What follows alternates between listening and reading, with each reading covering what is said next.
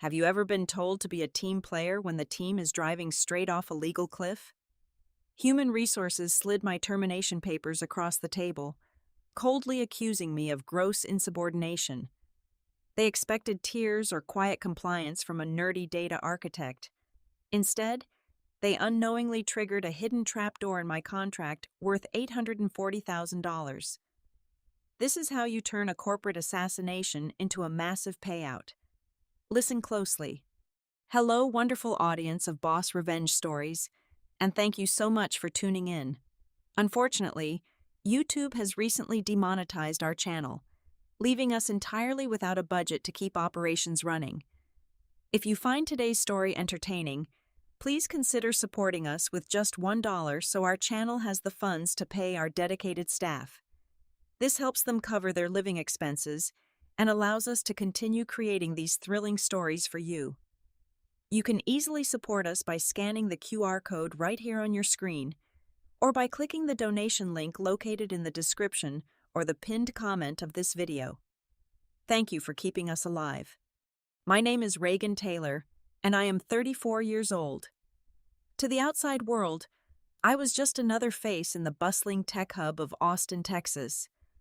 But inside the glass and steel walls of OmniVertex Solutions, an aggressively rising data analytics firm, I was the lead data security architect. In the modern corporate landscape, data is the most valuable currency on Earth, and I was the silent vault manager. I held the cryptographic keys to every single critical data stream that flowed through our network. My entire career was built on working in the shadows, a deliberate choice to avoid the toxic spotlight of corporate politics while keeping our massive systems impenetrable. For a long time, the environment was highly controlled and meticulously safe. That calm atmosphere evaporated the second management decided to bring in Sterling Croft. Sterling was our new chief revenue officer, a shiny, aggressive import straight out of Silicon Valley. He walked into the Austin office carrying an aura of absolute arrogance, treating everyone like stepping stones for his next big corporate conquest. He was a textbook megalomaniac afflicted with severe narcissism. His entire business philosophy was terrifyingly simple: break every rule imaginable to make money, and let the corporate lawyers clean up the mess later. To Sterling, data privacy was a joke, a minor bureaucratic hurdle meant for lesser minds. The first undeniable warning sign flashed across my radar on a bleak Tuesday morning. Marcus, a highly diligent and usually quiet IT specialist, stood in my doorway looking like he had seen a ghost. "Reagan, you need to see this," Marcus said, his voice dropping to a nervous whisper as he handed me a thick stack of printed network diagnostics. I was running the standard protocol checks, and I found massive streams of raw user data being silently redirected. It is pointing straight to a foreign server cluster that is absolutely not on our vetted vendor list. I took the papers, my eyes scanning the hexadecimal codes and IP addresses. My blood ran cold. I immediately locked my office door and dove deep into the back-end architecture. Marcus was completely right. Someone had purposefully built a shadow pipeline, bypassing every security measure I had put in place. Tracing the digital footprints was child's play for me. The authorization credentials pointed straight up to the executive suite. It was Sterling. Digging deeper into the hidden subfolders of the executive server, I discovered the motive. Sterling was secretly in the final stages of negotiating an unauthorized sale of bulk, unanonymized personal geolocation data to a highly questionable third-party data broker. It was a massive, blatant violation of state, federal, and international privacy laws. If this transaction went live, it would not just ruin the company financially, it would send the entire executive board to federal prison. I did not hesitate. I immediately hard-coded a firewall block right across the shadow pipeline and aggressively revoked the administrative access Sterling had somehow bullied out of a junior developer. The illegal data stream flatlined in an instant. Exactly 15 minutes later, my desk phone lit up. It was Sterling. "Taylor," he barked, his voice laced with venom. My data transfer just crashed. I need you to bypass the firewall and fix it right now. I cannot do that, Sterling, I answered, keeping my tone perfectly flat and devoid of any emotion. That transfer is a severe violation of multiple privacy laws. I have permanently locked down that specific pipeline. He did not yell. He just let out a cold, sharp laugh and slammed the phone down. That was the exact moment his campaign of isolation began. Sterling was determined to make my professional life a living hell. Within 48 hours, I found myself inexplicably removed from all key strategy meetings. My security reports were systematically ignored. He started dropping comments in executive emails, officially labeling me as an outdated roadblock to corporate innovation. He wanted me to break. He wanted me to lash out, quit in frustration, or make a mistake he could use to fire me for cause. But I did not waste my breath arguing.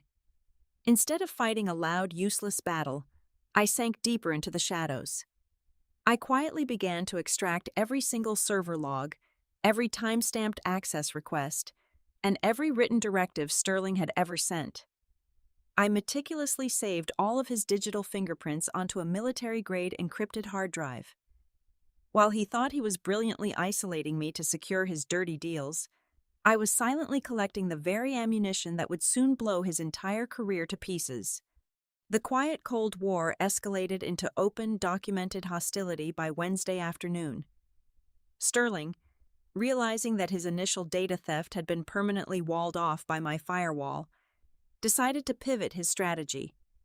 He bypassed the internal messaging network completely and sent a direct, high-priority email to my primary inbox. It was an explicit, arrogant ultimatum. He demanded that I unlock the European data vault for his shadow partner before 5 o'clock on Friday. The European vault was not just another database. It contained highly regulated, deeply sensitive user metrics protected under stringent international data privacy laws. Opening it to an unverified third-party broker was not merely a fireable offense. It was the kind of severe corporate felony that carries a multi-year federal prison sentence. Sterling was essentially ordering me to become his accomplice in a massive cybercrime, masking it as a routine business transaction. I did not panic, and I certainly did not storm into his office to argue. I simply opened a new draft, attached a copy of his original demand to preserve the metadata, and replied with absolute mechanical precision. I formally declined to execute the order. In my response, I meticulously cited exactly 7 different international data protection regulations that his request directly violated. I clearly stated that complying with his directive would constitute a criminal breach of privacy. I hit send, ensuring my refusal was permanently and securely logged on the corporate exchange server. I knew exactly what would happen next. The retaliation was swift, but it did not come directly from Sterling. He was far too cowardly to leave any more of his own digital fingerprints on the situation. Instead, he deployed his favorite corporate weapon. Enter Chloe, our Director of Human Resources. Chloe was the embodiment of toxic corporate culture. She possessed a smile so perfectly manufactured it could have been stamped out in a plastic factory, and a voice dripping with an artificial, sugary sweetness that made my skin crawl. By Thursday morning, my inbox was flooded with passive-aggressive, officially documented messages from her department. She issued formal warnings regarding my uncooperative attitude and my distinct lack of team spirit. It is profoundly hilarious and sickening how corporate executives will try to package federal crimes under the guise of team collaboration. To them, being a team player simply means closing your eyes while they rob the bank. Chloe did not stop at sending emails. Under her direction, I was immediately scheduled for mandatory performance coaching sessions. These meetings were nothing more than psychological torture chambers cleverly disguised as professional development. Sitting in a sterile, white-walled conference room, I had to listen to a highly paid external consultant aggressively question my commitment to the company mission. "Reagan, we need you to be a facilitator of growth, not a stubborn bottleneck of compliance," the consultant said during one of our grueling 2-hour sessions, leaning across the table with a condescending glare. He heavily implied that my rigid adherence to security protocols was a severe character flaw hindering the company from achieving its revenue goals. The goal of these sessions was blindingly obvious. They wanted to grind my psyche down. They aimed to erode my confidence, isolate me, and frustrate me until I either resigned of my own accord or lashed out angrily. An emotional outburst would give them the perfect, legally defensible behavioral excuse to fire me. I sat through every single hour of that coaching with a blank, unreadable expression, taking meticulous handwritten notes. My absolute silence infuriated them. They thought I was a naive, rigid technician trapped in their bureaucratic web. They were completely, devastatingly wrong. I was not trapped in their web. They were blindly and happily dancing on mine. To understand their fatal miscalculation, you have to look back exactly 3 years. Before OmniVertex became the slick, aggressive entity it is today, it went through a remarkably chaotic and hostile merger. During that turbulent transition, the legacy server systems were on the verge of total collapse. I was the only architect who understood the underlying infrastructure well enough to keep the digital heartbeat of the company alive. The old board of directors was desperate to retain my services at any cost. Knowing my absolute leverage in that moment, I flatly refused to sign their standard, boilerplate employment agreement. Instead, I had my own legal counsel draft a very specific, highly customized addendum to my contract. I privately called it my ethical non-compliance parachute. This clause was a masterpiece of corporate self-defense.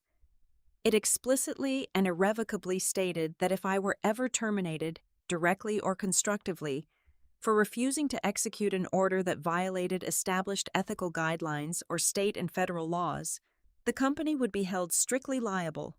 To prevent me from taking the evidence straight to federal regulatory agencies as a whistleblower, the clause mandated an immediate, catastrophic financial penalty payout.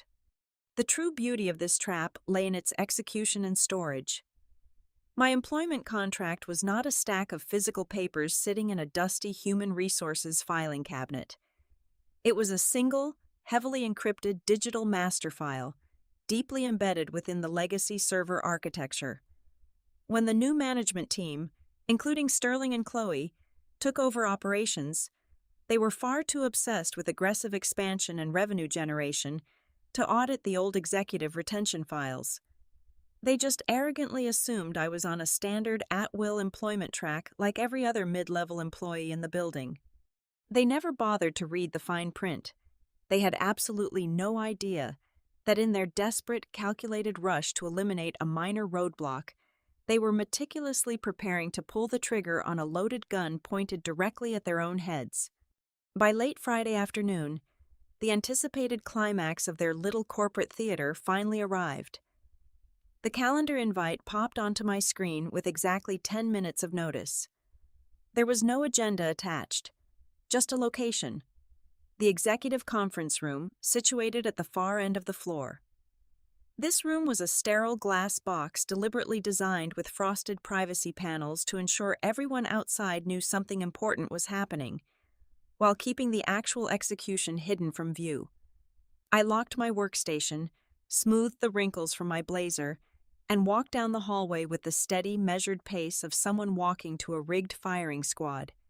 When I opened the heavy glass door, the seating arrangement told me everything I needed to know about their strategy. Chloe was sitting on the left, her posture stiff, and her hands neatly folded over a thick manila folder. Sterling occupied the head of the long mahogany table, leaning back in his leather chair with his legs crossed, looking like a predatory cat that had just cornered a very small, very helpless mouse. The air in the room was thick, suffocating, and dripping with an unearned sense of absolute authority. "So, have a seat, Reagan," Chloe said, deploying that same manufactured, sugary tone. I sat down directly across from them, keeping my spine perfectly straight and my expression carefully neutral. Chloe did not waste any time with pleasantries. She slid a crisp, freshly printed document across the polished wood surface. The bold heading at the top read, Performance Improvement Plan. But a quick scan of the paragraphs revealed it was nothing of the sort. It was a completely fabricated, aggressively worded character assassination. The document formally accused me of a deeply uncooperative attitude, deliberate sabotage of interdepartmental synergy, and most importantly, gross insubordination. They had meticulously documented my refusal to open the European data vault, completely omitting the fact that the order itself was a federal crime. Before I could even finish reading the second paragraph, Sterling leaned forward, placing his elbows on the table and steepling his fingers. He was eager to deliver his grand speech. "Let us cut the corporate nonsense, Taylor," Sterling said, his voice dropping into a low, threatening register. "We both know you are not a culture fit for the new direction of this company. You are a bottleneck. You are obstinate. And quite frankly, your refusal to follow my direct orders this week constitutes grounds for immediate termination." He paused, letting the threat hang in the cold, conditioned air, expecting me to crumble. When I remained silent, he pushed a sleek silver pen across the table to accompany the document. "But I am a reasonable man," Sterling continued, a slick, victorious smile creeping onto his face. "I am willing to offer you a graceful exit. You sign that document right now, acknowledging your performance failures. You hand over the master administrative credentials and the cryptographic keys to the security architecture. In exchange, Chloe has authorized a severance package consisting of 2 months of your base salary. You get to walk away quietly, and we will not contest your unemployment claims." Chloe nodded in agreement, leaning in slightly. "It really is the best option for everyone, Reagan.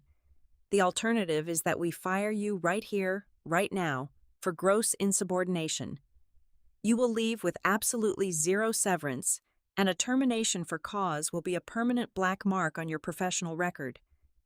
Finding another lead architect position in the tech industry with that hanging over your head will be extremely difficult." It was a classic, heavy-handed corporate shakedown. They wanted the keys to the kingdom, so Sterling could finalize his illegal data broker deal over the weekend, and they wanted me to sign away my legal rights for pennies. This was the moment I had to deliver the performance of my life. If I appeared too confident, their legal instincts might kick in, and they might actually have the legal department review my original employment file. I needed them to believe they had completely crushed me. I intentionally let my shoulders slump. I widened my eyes slightly and stared down at the paper, allowing my hands to tremble just a fraction of an inch as I picked up the document. I took a slow, shallow breath, projecting the exact image of a mid-level employee who had just realized her entire career was going up in flames. Sterling ate it up. The sheer narcissistic pleasure radiating from his face was almost palpable. He truly believed he was a master manipulator bending the world to his will. I let the silence stretch for a long, agonizing minute. Then, I placed the paper back onto the table. I did not pick up the silver pen. I looked directly into Sterling's eyes, allowing a perfect mix of feigned desperation and stubborn pride to crack my voice. "I am not signing this," I said quietly but firmly. "The order you gave me was illegal. I will not put my name on a document that says otherwise." Sterling scoffed, rolling his eyes as he snatched the document back. "Have it your way, Taylor. Chloe, process the termination for cause. Have security deactivate her badges." I stood up, keeping my head slightly bowed, and walked out of the frosted glass room. I could feel their smug, victorious gazes burning into my back as the heavy door swung shut. I did not go straight to my desk. I walked directly into the women's restroom at the end of the hall and locked the main door. I walked over to the marble sink, turned on the cold water, and splashed it over my face. As the cool water hit my skin, the trembling in my hands vanished instantly. The facade of the broken employee washed down the drain. I looked up at my reflection in the mirror, entirely calm, entirely in control. I pulled my encrypted personal phone from my pocket and dialed a secure number. It rang twice before she answered. "Tell me they took the bait," Elena's voice crackled through the speaker. Elena was a notoriously ruthless labor attorney in Austin, a woman who had built an entire highly lucrative career out of eviscerating arrogant tech corporations. She had been on standby since Wednesday. "They took it," I replied, drying my face with a paper towel. "Sterling and HR just tried to force a fabricated performance plan. I refused. They are processing the termination for cause as we speak, citing gross insubordination." "Perfect," Elena said, her tone razor-sharp and thoroughly satisfied. "Do absolutely nothing. Do not argue, do not send any angry emails, and do not try to negotiate. Pack your things and leave quietly. We need the official termination notice to hit your inbox." The trap only springs shut if they are the ones who officially pull the trigger. The moment they put that firing in writing, the ethical parachute clause becomes completely irreversible. "Understood," I said. I ended the call and slipped the phone back into my pocket. I walked back out onto the main floor and headed toward my workstation. A standard brown cardboard box was already sitting on my desk, courtesy of an overly eager facilities manager. I began quietly packing my mechanical keyboard, my noise-canceling headphones, and a few personal desk ornaments. Out of the corner of my eye, I saw Sterling standing near the kitchen area, holding a cup of coffee. He had his arms crossed over his chest, watching me pack with a look of supreme, unadulterated triumph. He thought he had just cleared the final obstacle to his massive illegal payday. He thought he had won. I picked up my cardboard box, sliding my security badge across the empty desk. As I turned toward the exit, I allowed my eyes to meet Sterling's one last time. I did not glare. I did not look away. Instead, I gave him a very small, very genuine smile. It was a soft, knowing expression that clearly confused him for a split second before his arrogant smirk returned. I pushed through the heavy glass doors of OmniVertex Solutions and stepped out into the warm Texas evening, completely free, while leaving a ticking time bomb locked securely inside. The weekend passed with the quiet serenity of a looming storm. Monday morning arrived. I was sitting at my kitchen island, a hot mug of dark roast coffee resting in my hands, watching the digital clock on my wall. The glowing red numbers shifted from 7:59 to exactly 8 o'clock in the morning. Right on cue, my personal smartphone buzzed on the granite countertop. It was an automated message from the OmniVertex Human Resources portal. I opened the PDF attachment. It was the official termination letter, electronically signed by Chloe. Under the section labeled Reason for Dismissal, she had boldly typed out gross insubordination without cause. They had committed it to writing. The safety was off. The trigger was pulled. I took a slow sip of my coffee and forwarded the document to Elena. Exactly 5 minutes past 8, Elena unleashed absolute legal hellfire. She did not bother replying to Chloe or Sterling. She bypassed middle management entirely and fired a high-priority, heavily documented legal notice directly to the OmniVertex Board of Directors, carbon copying their entire senior corporate legal team. I can only imagine the shockwave that email caused as it landed in the inboxes of the most powerful people in the company. Elena's legal brief was a masterpiece of aggressive litigation. She attached undeniable proof of Sterling's illegal demand to sell the European user data. Then, she attached the legacy ethical non-compliance parachute clause, highlighting the specific stipulations that the current executive team had completely ignored. The demand was not a request for negotiation. It was a financial execution. Elena calculated the exact payout mandated by the contract. Factoring in the base severance, the non-disclosure buyout, and the daily violation penalties compounding since the moment I was fired, the total came to exactly $840,000. The document clearly stated that the company had exactly 48 hours to wire the funds in full. If the clock ran out, Elena promised to hand the entire encrypted dossier of Sterling's criminal data brokering scheme over to the Federal Trade Commission and the Department of Justice. But the legal threat was only the first half of my counterattack. While the board of directors was scrambling to read the lawsuit, a much quieter, infinitely more devastating event was unfolding deep within the OmniVertex server architecture. When Chloe smugly instructed the information technology department to revoke my system access on Friday afternoon, she assumed it was a standard offboarding procedure. You click a button, the employee loses their login, and the company moves on. What nobody bothered to realize was that my administrative profile was structurally load-bearing. Months ago, I had written a custom fail-safe protocol into the core security matrix. It was a cryptographic dead man's switch. The logic was simple but brutal. If the system detected that my primary administrative account was forcefully deactivated or deleted by an external human resources command, it instantly assumed a hostile corporate takeover or a massive security breach was in progress. The moment my badge access died over the weekend, the fail-safe woke up. It triggered a cascading sequence across the entire central data vault. In the span of 3 seconds, the system generated a localized, mathematically unbreakable encryption key, locked down every single byte of proprietary data, and then aggressively scrambled its own password hash.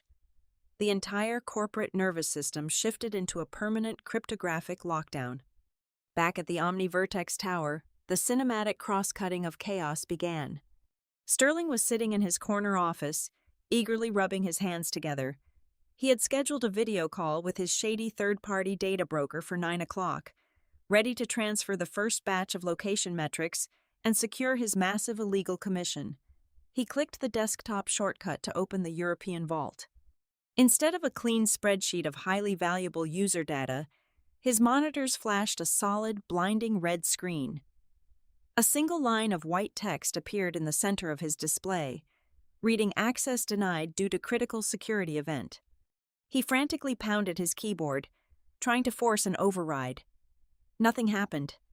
His multi-million-dollar data sale, the entire corrupt empire he was trying to build, had suddenly transformed into a pile of utterly useless, scrambled digital static. The data was there, but without my specific unlock code, it would take the world's most powerful supercomputers thousands of years to crack the encryption. Down the hall, the scene in the Human Resources Department was pure pandemonium. Chloe's desk phone began ringing relentlessly. It was not just one line. Every single line on her console was flashing red. The internal corporate messaging system was exploding with emergency alerts from the engineering teams. The entire platform was completely frozen. Client dashboards were going dark.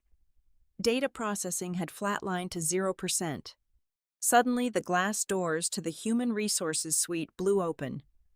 The company's chief legal officer, a usually composed man in his late 50s, marched straight toward Chloe's desk with a face entirely drained of color. He was holding a printed copy of Elena's $840,000 demand letter. "What exactly did you do to Reagan Taylor?" the chief legal officer demanded, his voice shaking with a terrifying mixture of rage and panic. Chloe stuttered, her manufactured smile collapsing into an expression of sheer terror. "I just followed protocol. Sterling told me to fire her for insubordination. We revoked her access. It was a standard termination." "You did not read her contract," the lawyer shouted, slamming the papers onto her desk. "You fired the only person who holds the keys to the entire company, and you did it illegally. We are completely locked out of our own product, and the board is currently being threatened with federal criminal charges because of your standard termination." Sterling burst into the room a moment later, his face purple with fury, demanding to know why the engineering team could not bypass the red screen on his computer. He looked at the lawyer, then at Chloe, and the horrific reality of the situation finally slammed into him. The arrogance that had carried him from Silicon Valley to Austin evaporated into thin air. They had not successfully ambushed a stubborn technician. They had blindly walked into a flawlessly executed trap. By trying to assert their authority, they had just paralyzed a tech company worth hundreds of millions of dollars, triggered a massive financial penalty, and exposed their own criminal intent to the highest level of corporate governance. The trap was sprung, the jaws were locked tight, and there was absolutely no way out. By noon on Monday, the psychological collapse of the OmniVertex executive team was in full swing, providing a deeply satisfying display of corporate panic. Chloe was the first to completely crack under the pressure. My personal inbox pinged with a frantic, grammatically atrocious email from her. The subject line was written in entirely capital letters, begging for an urgent phone call. Her manufactured, sugary sweetness was completely gone, replaced by pure, unadulterated desperation. She frantically tried to walk back the termination, calling the entire situation a massive administrative misunderstanding. She practically begged me to return to the office, promising that my badge access would be restored immediately, that my seniority would remain intact, and that we could just pretend the whole gross insubordination claim never happened. I did not even have to lift a finger to reply. Elena had already established a strict, impenetrable legal blockade. She immediately forwarded Chloe a brutal cease and desist notice, demanding that all communications be routed exclusively through legal counsel. Chloe was entirely cut off from her victim, left to drown in her own catastrophic mistake. Meanwhile, Sterling was completely refusing to accept his defeat. Driven by a toxic, volatile cocktail of narcissism and desperation, he bypassed the internal information technology department entirely. Instead, he secretly hired a highly questionable team of internal gray hat engineers, pulling them off a different project. He shoved them into a secure server room, sweating profusely in his expensive suit, and ordered them to forcefully crack my cryptographic lockdown. It was a monumentally stupid, desperate decision. The moment these engineers attempted a brute force attack on the master nodes, they tripped a secondary, deeply hidden tripwire I had embedded in the core code. This was not just a lockdown protocol, it was a highly sensitive evidentiary backup system. The brute force attempt automatically triggered a mass compilation of every single flagged server log, every one of Sterling's supposedly deleted emails, and every digital trace of his illegal data brokering negotiations. It packaged all of this raw, undeniable criminal evidence and fired it directly onto an immutable off-site cloud server that neither Sterling nor the board of directors could ever access, alter, or delete. In his frantic attempt to break into the vault, Sterling had just securely backed up his own federal indictment. The corporate legal team, still desperately clinging to the delusion that they held some form of leverage, decided to play their final, pathetic card. OmniVertex's lead litigator called Elena on Monday afternoon. He tried to puff out his chest through the phone line, using aggressive legal jargon, threatening to drag me into federal court and sue me into oblivion for the malicious sabotage of company property. After delivering his hollow, rehearsed threats, he magnanimously offered a pathetic, insulting settlement of exactly $50,000, provided I unlocked the servers immediately and signed an ironclad non-disclosure agreement. Elena actually laughed out loud. It was a rich, deeply condescending laugh that echoed over his speakerphone, completely shattering his authoritative facade. "You are completely out of your depth, counselor," Elena said sharply. Instead of arguing the law, she simply emailed him a pristine, unedited audio recording of Sterling explicitly demanding I bypass the firewall to sell the European data, followed closely by his aggressive threats to destroy my career. The line went dead silent as the lawyer listened to the file. "By the way," Elena added before hanging up, "according to the parachute clause your human resources director so graciously activated, every hour you delay payment adds exactly $5,000 in compounding contractual penalties. The clock is ticking loudly." That audio file was the final, devastating nail in the coffin. The OmniVertex board of directors immediately convened an emergency, closed-door session in the penthouse boardroom. The atmosphere was no longer just panicked. It was truly apocalyptic. Billionaire investors and seasoned executives sat sweating in their custom-tailored suits as they reviewed the mountain of undeniable evidence I had collected. looking at the locked, glowing red screens crippling their entire operation. The horrific reality of the situation washed over the room like a bucket of ice water.